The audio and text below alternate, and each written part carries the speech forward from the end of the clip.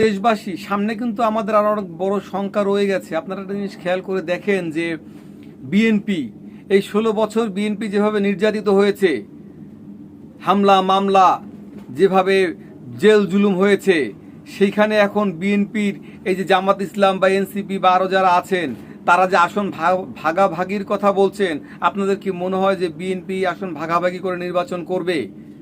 আর BNP যদি আসন ভাগাভাগি করে নির্বাচনী করে যদি 100-র মতো আসনও তাকে ছেড়ে দিতে হয়, তাহলে এই যে 61টি আসনে বিএনপির যারা নেতাকর্মীরা এই 16টা বছর যারা জেল জুলুম হত্যা বা গুমের ষড়যন্ত্র হয়েছে, নির্যাতিত হয়েছে, তারা এখন তাদের এই ধানের শীষ রেখে তারা এখন এই অন্য একটি দলকে আসন ছেড়ে দেবে আর তারা সেই দলের হয়ে নির্বাচন করবে। মানে এটা কি হবে? 100 আসন তারা ছেড়ে দেবে?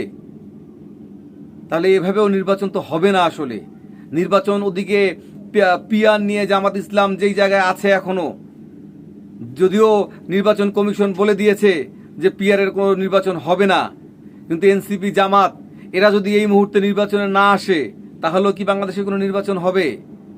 এরকম কিন্তু অনেক প্রশ্ন আছে। নির্বাচনটা কিন্তু অত সহজ ভাইবেন না। আরো অনেক ঝামেলা আছে।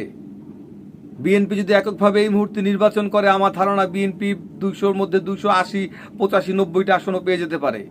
বর্তমান যে প্রেক্ষাপট, সেই প্রেক্ষাপটে এটা হতে পারে।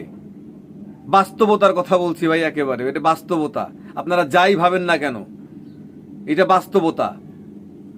কিন্তু যদি এককভাবে বিএনপি এতগুলো আসন পায়, তাহলে সেই ক্ষেত্রেও কি বাংলাদেশের পরিস্থিতি কি দাঁড়ায়, সেটাও কিন্তু একটি ভাববার বিষয় আছে।